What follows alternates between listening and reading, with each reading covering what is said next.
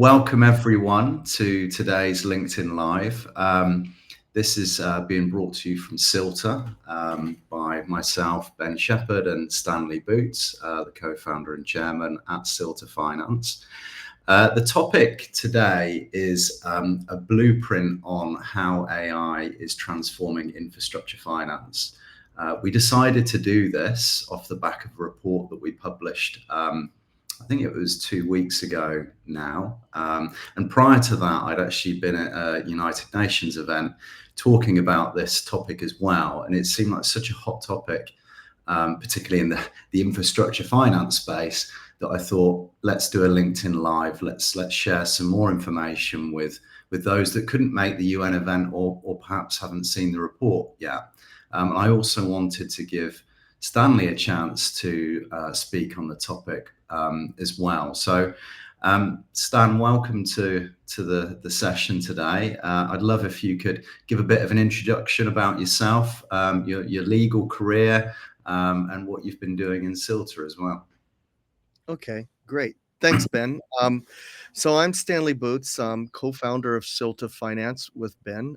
He and I have this vision to bring together a solution for access to financing for smaller scale projects, and also to really solve some of the implementation and financing problems of infrastructure. And then we got to know each other through my past of working as an international lawyer based in Vietnam, where I was working with the Vietnamese government and other Southeast Asian governments as a PPP consultant, PPP lawyer, assisting with the drafting of regulations to create a framework or to create an environment for PPP. And then really zeroing down on the specifics, such as building out the procurement rules for public-private partnerships, building out the rules for feasibility studies, the bidding documentation, the contracts, like how we're going to make the PPP work. So back then, it was really just taking a gigantic holistic approach to the whole world of infrastructure development in a developing country like Vietnam or Cambodia, Laos, Myanmar. I was working in all of those countries at the time. And I really had the opportunity to start working with Ben. That was 2011 we started about then? I think we started bidding on that project in 2010, in fact. And then we won it in 2011, didn't we? So, yeah, I mean, so in one sense, we were at the other end of the procurement. So part of my work was helping the governments get ready to procure either investors or consultants. And then we were consultants getting procured. And then you and I really started working together on getting this pre-feasibility study, where at that time, you'll remember the regulations were all over the place about what was required for a pre-feasibility study. And but we pulled together, we got it done. We delivered a really great product to the World Bank and to the government of Vietnam. Yeah. And then it launched us into this. I think the perspective both you and I took was that, wow, there's a real need for all kinds of infrastructure. But if everything has to go through this process, it's never going to get done, right? Yeah, absolutely. Yeah.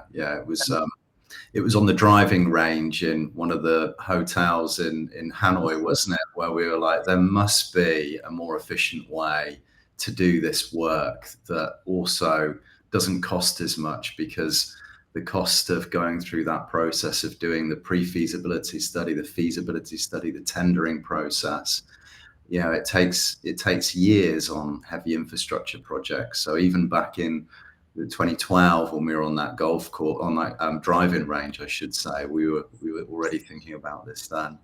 Perhaps I'll go on just to give a bit of background about myself as well before we go into the full session, in case people don't know who I am. So Stanley came from the legal side of the infrastructure industry. I came in from the engineering side. So I was working with the likes of Halcrow, Atkins, EC Harris, CH Turnhill, none of these companies exist anymore today. They've all been acquired by others.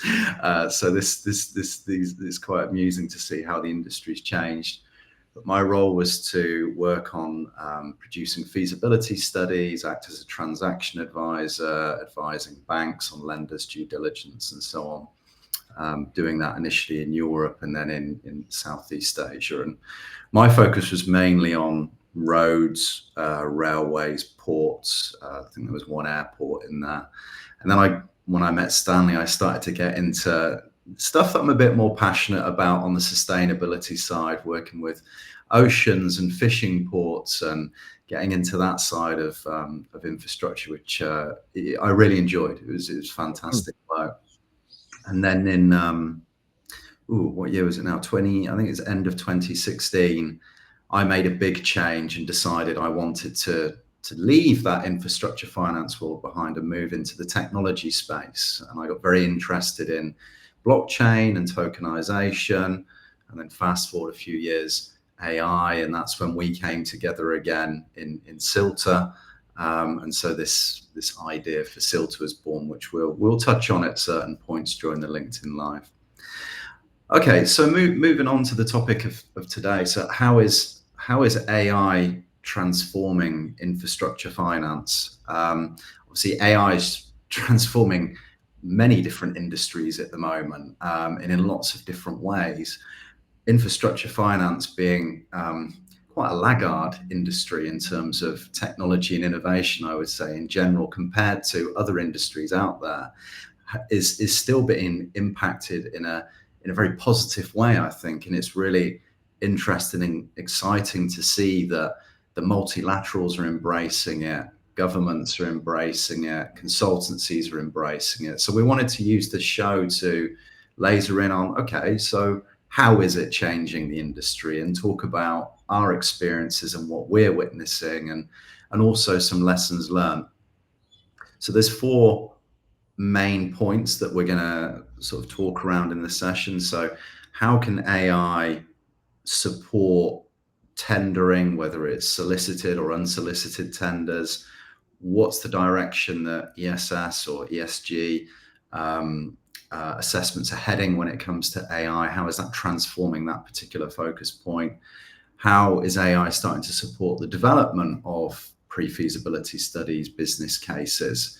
And then lastly, some lessons learned about what not to do when introducing AI to different types of stakeholders, how to present it, how to get the message across in the right way so that people can understand it and not immediately be sort of struck with fear that their data is being used in the wrong way, or they're going to get replaced, or whatever it might be. So Stan, let's kick it off with the tendering, because I find that a super interesting topic, having been one of the consultants needing to review incoming tenders, but also been working with the private sector, putting together a bid to submit it as well. So how do you see AI changing, that whole tendering process?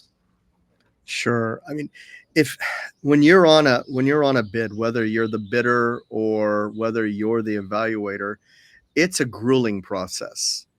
I think bidding is, to me, one of the least fun activities in the whole world.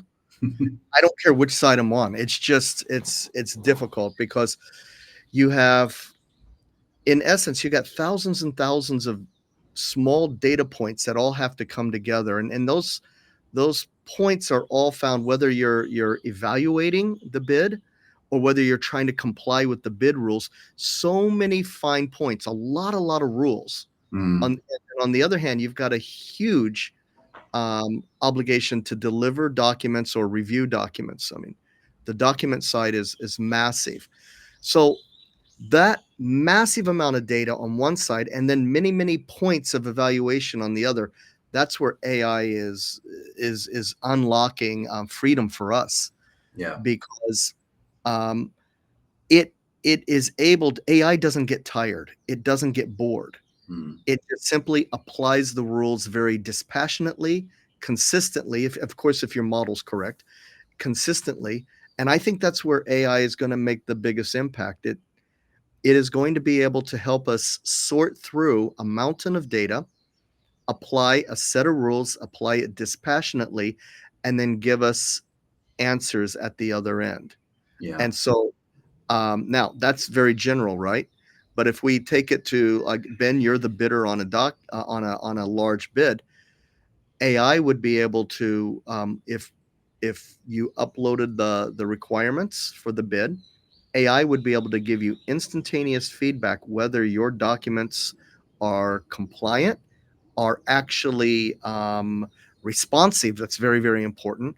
And Yeah. then if you do it like we've done in Silta AI, if we put a system where you can do ranking like we've done, Yeah. you'd actually be able to do a score of yourself against the published requirements of the bid. Now, on the other hand, if you're the public authority and you're evaluating the bid, you'll be able to use AI at every single step. Yeah. Um, okay, so you could use AI to simply help you draft a better set of bid documents. Hmm. I mean, this is something anybody with some skills sitting down with a good GPT project, a Claude project, or Notebook LLM could be putting in their goals, a lot of background documents, and very quickly generate those bidding rules and then have it compare back and forth. Is it consistent all the way across? So you'd be able to build your own bidding documents using AI. Then if when you get to the actual procurement phase and someone needs to shortlist, you could have them put all of their documents into a database, and AI would be able to take a look at the bid rules, the evaluation criteria, and very quickly tell you, are they a qualified bidder or not a qualified bidder? Yeah. Then you move into the bid phase and you do it again, but on a much larger level. Is the bid compliant? How is the bid scored? Yeah. At each single stage, you would be able to benefit from the speed and power of the AI. But that doesn't mean you don't have a job. And we'll talk about that, I think, at the last point today. Yeah. Actually, while you were Yeah. talking, I was thinking about a bid that myself and James Cook were involved with. He was representing a different firm, actually. I think, if I remember rightly, it was the LRT Line 1 railway project in the Philippines. And I was working with two of the big conglomerates there to put together a competitive bid. So we were responding to bid documents. Yep. And these organizations are huge. And within those organizations, there was different silos that specialized in different areas. And when you're putting together a bid, a competitive tender, what you want is access to all of your information really quickly. That's Sure. going to help give you that edge, whether it's a project that you've done within the conglomerate or some information you've got about, I don't know, the land that's going to be used, or in this case, there was some information that we were looking for related to advertising that would have been really useful for around the railway stations and with on the trains themselves. And we were hunting for this project information in these two conglomerates for ages, trying to find it. And then suddenly someone found it late on a Friday night. So the whole bid team's in over the weekend, then working and reorganizing the revenue forecasts and everything else. And, you know, I think back to that now and I think, wow, if we'd had AI and we'd had those data rooms connected to an AI platform, we could have really quickly gone into those data rooms, searched for the right information, and probably pulled together at least the basis or the framework for the bid that you're going to submit. And then you have your consultants working on it, your own team working on it to put the touches on it before, as you say, running your own assessment check, like making sure that you've got something really robust that's compliant with the evaluation criteria. And then when you go through the bidding process, if the transaction advisors representing the government say you haven't been compliant with one of the criteria, you've got a report as well where you can say, well, I am, and this is why, and you're ready to challenge it immediately. You know, you're not then saying, okay, we need a week to go away and think about this and get back to you. You are ready immediately to give some defensive measures on, you know, well, actually, we think we are, and this is why. So that whole competitive bidding process, which I think, if I remember correctly, in the Philippines, it's supposed to last 3 months, but always ends up 6 or 9 months because all Yeah, the bidders are asking for more time while they get their studies done, which is sure. totally fine. It's like, of course, you need to get robust assumptions in these tenders because essentially what you're bidding on might be a $400 million contract. You don't want to make a mistake when you're dealing with something like that. Exactly. I'm thinking about like our own experience of lodging bids and proposals and so many times. And you'll remember like back when it was you at How Crow and I was in Hogan Levels at the time. You remember how frustrating it was when we've got 20 different consultants from around the world and we need everybody putting their piece of the puzzle in on the main proposal and making sure everybody's CV was compliant with Mm, the Form 3 CV or technical Form 3 CV, and then making sure their CV was actually responsive and showing the deals. With yeah, AI now, it's just like everybody could throw their CVs in. It would be able to format your CV exactly to the requirements of the bid, yeah. and it could also give you a very frank evaluation. Hey, look, you're gonna have to show some better projects than this. Yeah, that old eligibility criteria where must have more than 10 years of experience, have worked on 5 relevant projects in the region, all of that sort of criteria that me and Rob Holmes sat up late one night in a Howcroft office with a pizza and a checklist and like going through each CV, like Yep. checking, have we managed to comply with them? And then realizing the last expert that you thought was the right one isn't compliant. And oh no, what are we going to do? We need to find someone out of the Yeah. 5,000 people that Outgrow had. It was, yeah, I mean, yeah, Is AI it can that transform pain? things. And I've done a couple, in the last couple of years, I've done some proposals with other consultants, and it's always the same. Yeah, Always the same pain point. Have you delivered your technical write-up correctly, and do you have a CV that complies? yeah, And then I think from the public's perspective too, um, you'll get a proposal that's offering a variation, a deviation from the standardized contract that's been attached, and that's where the public falls down because it's like, oh, now we've got to go to a lawyer. Do our bidding rules allow deviations or not? And most authorities don't want a deviation, but in reality, it's almost impossible with the contracts that they send out yeah, to accept. yeah, As a private sector, I don't want to accept that contract. I'm going to have to put in some assumptions and argue for a right to for deviations, variations, yeah, and then the public sector gets it and they're shocked. How do we deal with it? We yeah, don't have budget for the lawyers. But AI would actually be able to explain the purpose of the deviation and the likely impacts yeah, and a justification. Is it acceptable or not acceptable? yeah, With Yeah, AI could actually in its current state be yeah. able to give you some guidance on that. And I guess any conditions precedent that come as a result of that, the AI could then track and make sure that they're implemented prior to the commencement of certain milestones as well, because they can be hard to track depending on how many they are. I can't remember the exact number, but when I worked on the M25 DBFO, there was a lot of conditions precedent, if I remember correctly. Sure.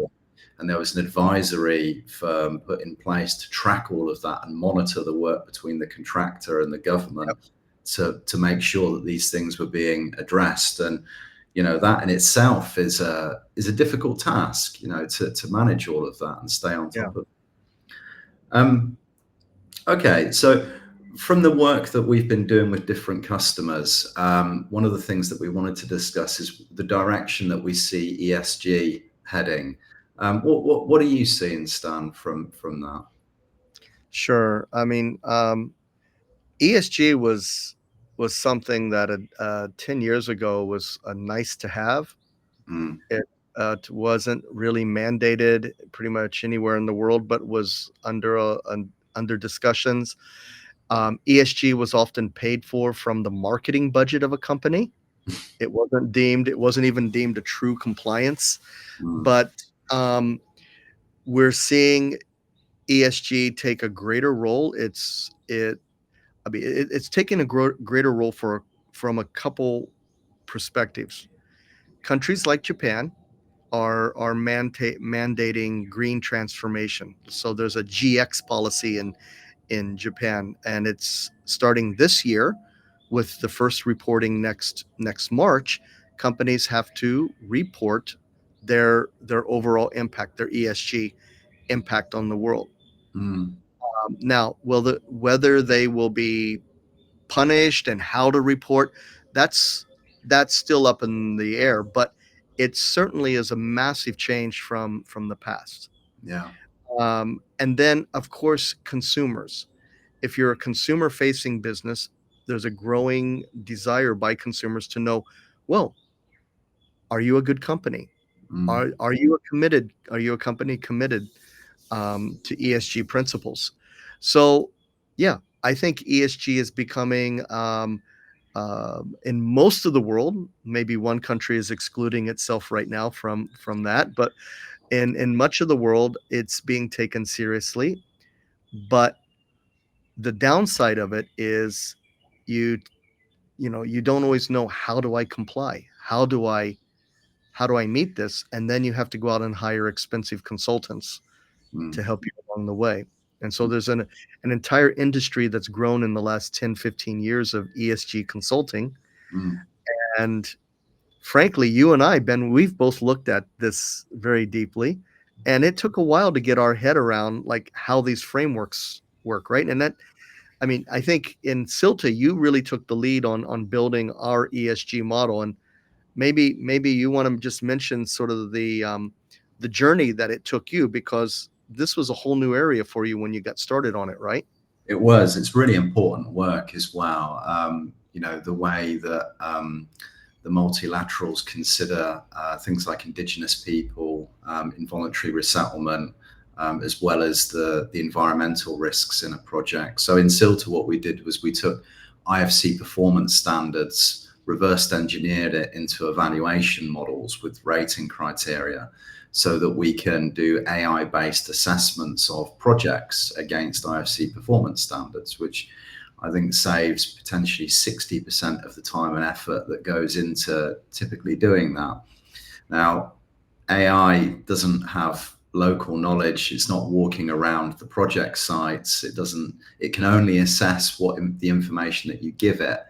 So there's still very much a strong role for the human to be involved, but the human gets to do the bit that's more fun now, which is the site visit, the survey, see what's really going on the ground, Yeah. create that substance that can be given to the AI. But what I also learned when I was doing that model is it's not just about compliance, it's also about additionality.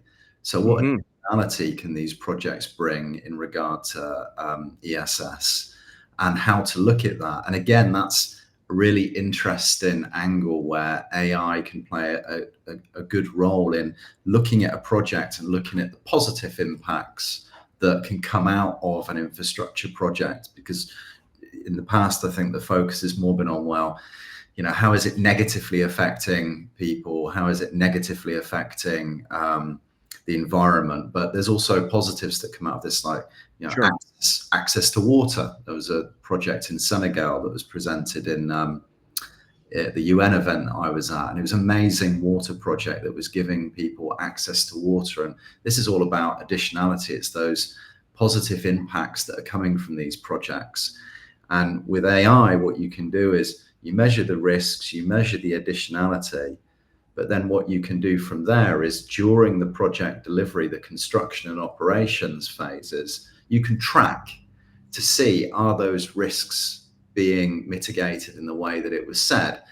Are these positive impacts happening in the way that it was said? And you can actually track this and then measure those against SDG targets and all sorts of things. So I think all of a sudden it becomes a really holistic approach to how you measure, track, and report and tie into these global targets that we've set ourselves. Yeah. It's interesting that you talked about the additionality, because that was something that a few years ago almost was like the warm fuzzy, right? Yeah. Yeah. How do we measure additionality? But AI can make it a rule-based approach and also offer good recommendations, as you said. This past week, I was meeting with a Japanese power company, and I was also meeting with an expert in green financing after that. And in both meetings, one interesting issue that came up is measuring adaptation. Mm. So we've talked about always mitigation, Yeah. prevention, mitigation, but now there's that next phase of our whole ESG ecosystem, which will be adaptation. How are we going to have to change local environments to be less impacted or Mm. to more rapidly recover from environmental disasters, Mm. or the social impact where food chains are changing?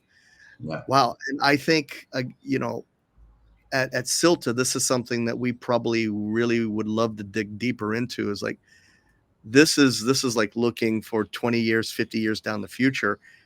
And as a human, a few experts can visualize it, but we're definitely going to need AI support. Yeah.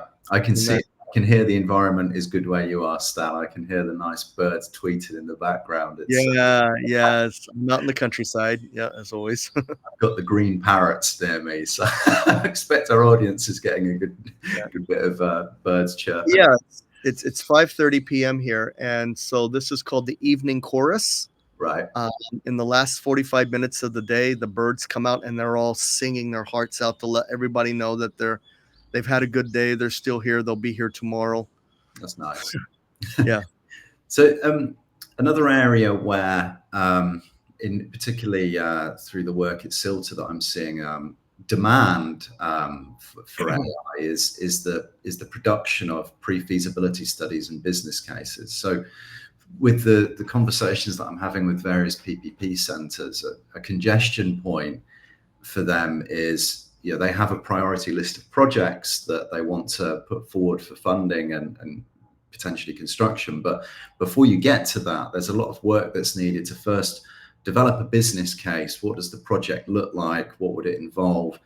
If it passed that sniff test, then it moves to the pre-feasibility study, which from our experience, can take, you'd like it to take 3 months, but invariably it takes 6 or 9, or if it's a very complicated project like Ningbing Bay Vot was, it can take a year because it's multiple sections of a toll road covering, soft soil through mountains, over water, all kinds of things.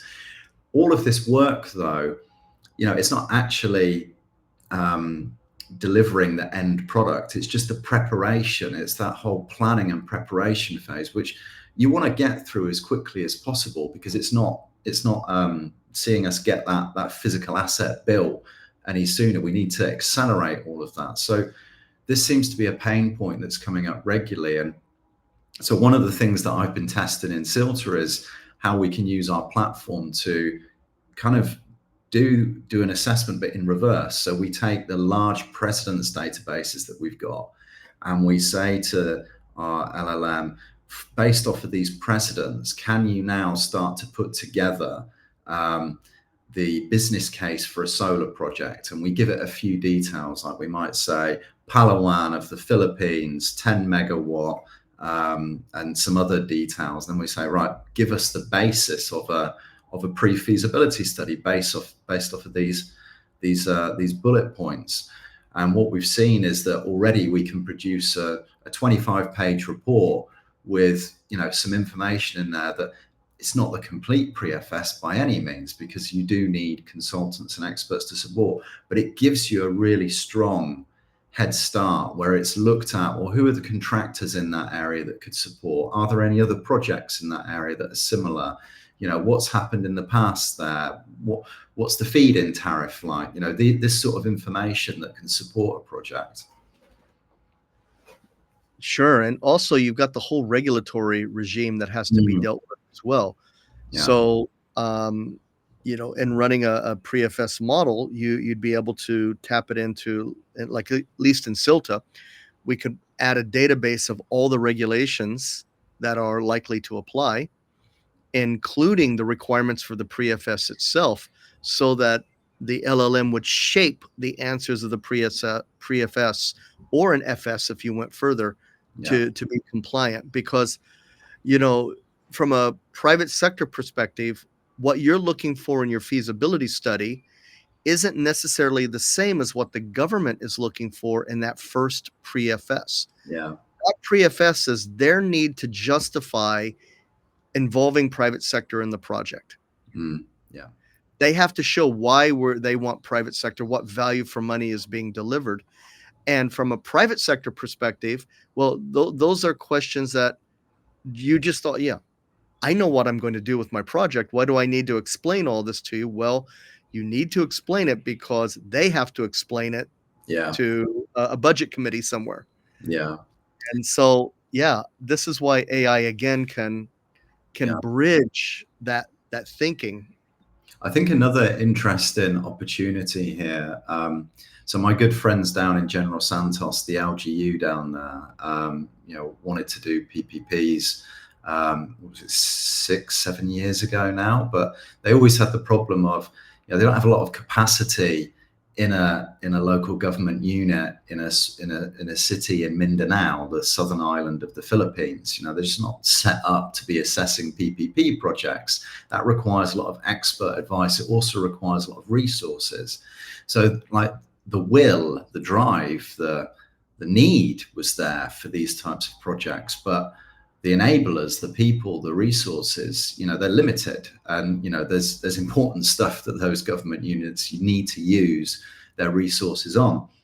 But now with AI, all of a sudden they could be using platforms to help put together those business cases, those pre-FSs for analyzing those bids that come in.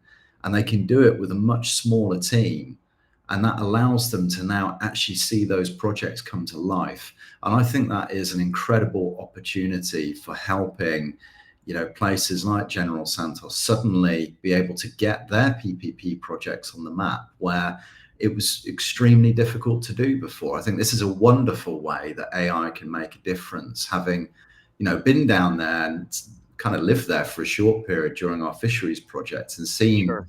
how some people have to live because of the lack of infrastructure. If AI can be deployed in this way and it unlocks the ability for them to build these projects, I think it's amazing. Yeah.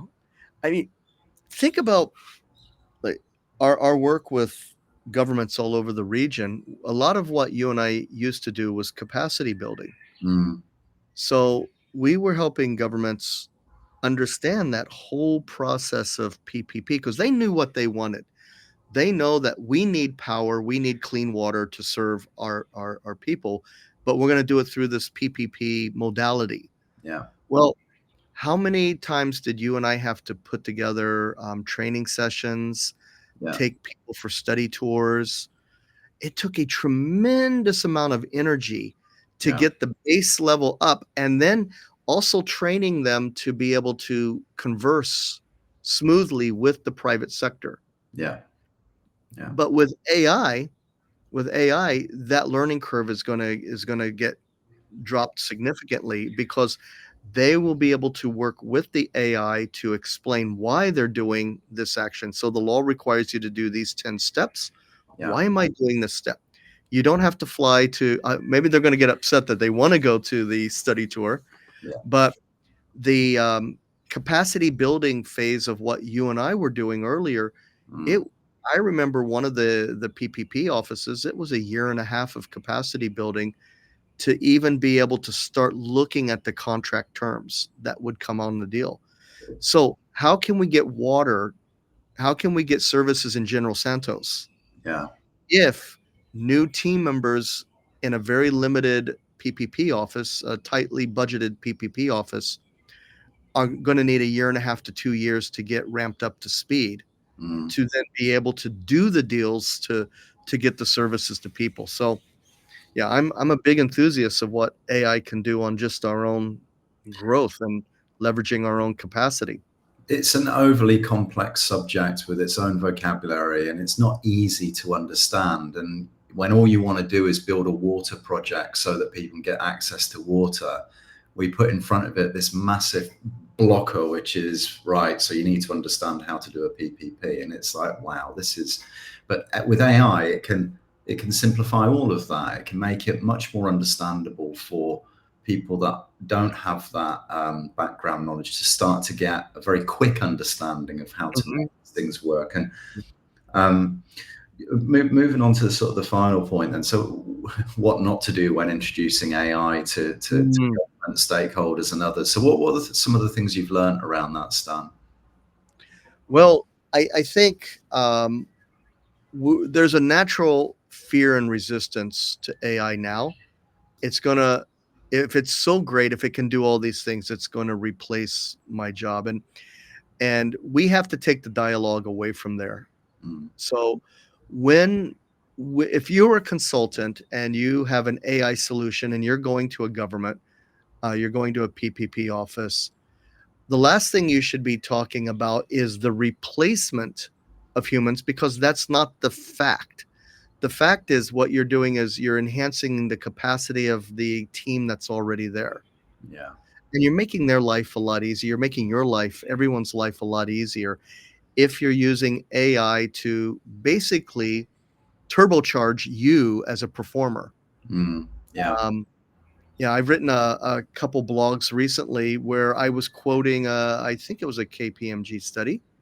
No, it was a Deloitte study. It was a Deloitte study that said that um, amongst professionals, AI increases your deliverables 4.8 times. Mm, So your own efficiency is improved 4.8 times, and I'm seeing it. I'm seeing my efficiency much higher yeah. than that. I can do so many more projects. Yeah. So if I'm in a PPP center, I want to know that there's a solution that's going to make my job easier, that's going to allow me to get off work, go spend some time with my family, play some football in the evening, and I don't have to be overwhelmed by the project. Mm, So when we're communicating the use of AI, I think it's very important that we communicate the freedom that it's going to give us, the support, yeah. not the fear mongering. Yeah. I think there's certainly industries where AI is replacing jobs. There's no doubt about that. But I think infrastructure finance is a really interesting one because there's this number that's been thrown about. It was thrown about at the UN event that we need to be doing about $1 trillion worth of investment into infrastructure annually. There's just not enough consultants to Yeah. support that throughput. The only way you could get near that is with AI supporting. And that doesn't mean people losing the jobs, in my view. It means them being reorganized in a different way. And you're still hiring more people to get anywhere near that target.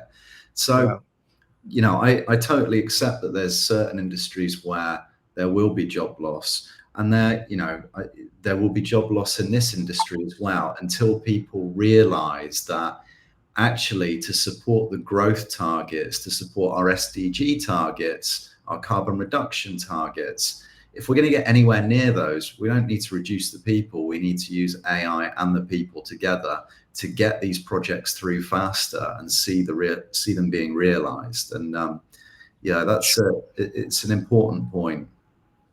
Yep. Exactly. I mean, we both know multilaterals in Asia have made a commitment to do $100 billion worth of green financing by 2030, and without criticizing, the fact is that's just not possible. Yeah. It's not possible at business as usual to achieve that unless somebody's able to write $20 billion checks at one time. Mm, But mm, even then, both you and I know, with working with these multilaterals, that the number of deals that they're closing in 1 year is only one or two, mm, and if the project is really impactful, mm. like really at a local community level, you'd need 40,000 of those kind of projects to use the 200, 100 billion. Yeah. It's just not possible. So this again is why why AI can really leverage what we already have. Like you said, there's not enough consultants in the world to get this infrastructure gap fulfilled, or the green financing gap. There, yeah. Yeah. You made a good point as well, that how AI can improve the work-life balance for those consultants working on PPPs as well. Yeah. You know, the amount of late nights and weekends that we do when, you know, a project comes in and you've got a tight timeline, and, you know, mental health is a really important topic these days. And, you know, 15 years ago, I don't think it was. It was just kind of get on with it, work 14, 18 hours, get the job done, and Yeah. what have you. With AI used in the right way, consultants can live a better life as well, or they can just take on more projects and continue to work the ridiculous hours. I think I'm going to have an essay on that pretty soon, like, because in the world of the legal world, there's going to be a dilemma. Do we want to keep people billing 1,700 hours a year? So use AI means actually you're doing nearly 10,000 hours of work to get your 1,700. So I'm going to use AI. Or are we going to change the billing system so that the lawyers do a reasonable amount of AI assisted work a day? The clients are billed, the clients are happy by value for money for what they received, and the lawyer can have a life as well. The consultant can have a life. Yeah. I want a life. Yeah. Any final takeaways before we wrap up this session, Stan? It's been great having you on. It's been a good conversation, I think. Yeah, I think it's been a great conversation, and I think our takeaway is that we're at this transformational time right now where we're able to proceed workflow at a way we've never been able to do, at a speed, a depth, and a clarity that we've never been able to achieve before, with a reasonable burn of your own life. Yeah. And so that's why I'm so enthused about what the work you and I are doing, and then also the real potential for us to share this, particularly with PPP centers around the region, and with other consultants. Like, look, let's unify on this and get these projects financed. Yeah, I think used in the right way, AI can have a really meaningful impact in emerging markets. It can get those projects on the ground for people much faster. The ones that really need it, you know, the projects that you and I are passionate about, you know, water, access to water, things like that, you know, proper sort of waste systems in place, you know, the stuff that people really need that don't have in those emerging markets. And yeah, I'm very hopeful for what it can bring. Okay, thanks everyone for tuning in and listening today. If you liked what you hear and you're keen to learn more about what we're doing at Silta, you can drop me a message, just DM me on LinkedIn, or send Stan an email at stanley@silta.finance or ben@silta.finance, and we'll be happy to respond. Okay, thanks very much. Thank you, Stanley. Thank you, Ben. Thank you, everybody.